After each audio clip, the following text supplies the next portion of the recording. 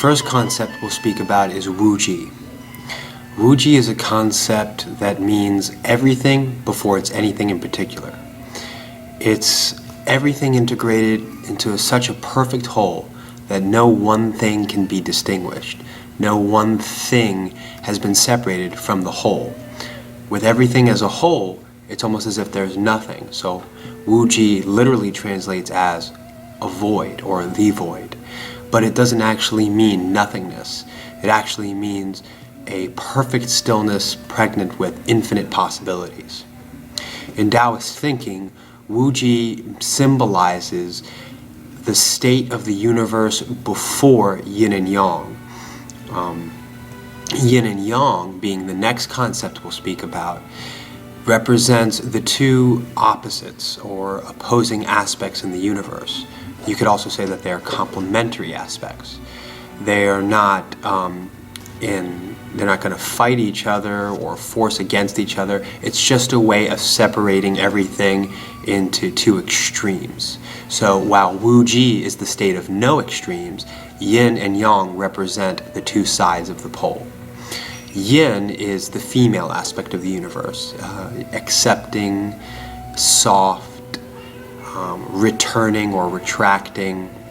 All of these things are considered yin. There's many more examples, but the idea to understand is that it represents the feminine, soft, and accepting aspect. Yang, on the other hand, of course, is the male aspect of the universe. It represents expanding, expressive, strong, supportive energy.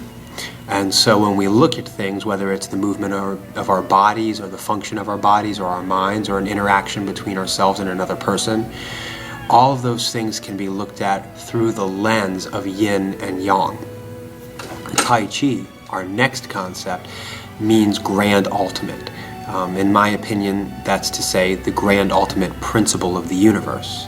So that the entire universe being looked at in yin and yang, Tai Chi is those two aspects in constant harmonization. So if Wuji could be looked at as perfect balance, or everything harmonizing or coming together rather in stillness, Tai Chi is everything in harmony while in movement. So yin and yang continuously cycling with each other. And so when you look at the Tai Chi symbol or the yin-yang symbol, understanding the concepts this way, it makes it easy to understand why you see the two aspects circling around each other. That's because the idea is that in nature and in life, everything is always moving and shifting and changing. And these aspects are continuously balancing each other out, replacing each other, and complementing each other. So the next concept we'll move into is Qi. Qi is a very broad concept and it's used in many different ways actually, but essentially the most direct translations are usually breath, energy, or life force or vitality. The idea of Qi, as I've come to understand it through practice and study, is that Qi is, rather than being a substance, it's energy and the evidence of energy. It's everything that makes life happen, that makes things move and grow and change. So for us, in our practice, we'll be looking at Qi as the sum of our mental and emotional fuel and our intent and willpower.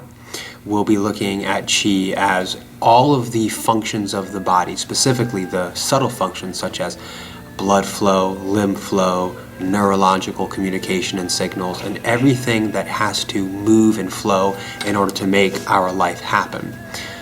In terms of energy, we know that we draw energy from food and from air. We know that we get energy from other external sources like water, of course, but also emotional sources, things that make us happy or sad, and all of these things are, of course, also affecting our energy. So everything in some way is either energy coming into the body, energy being used and distributed through the body, or energy going out of the body. And all of that is considered Qi. Now, these three major concepts of Wuji, Yin Yang, and Tai Chi and then the fourth concept of Qi come together to create a foundation of understanding of Taoist thinking. And we'll be going over how a lot of these concepts apply to the body and apply to our Tai Chi practice.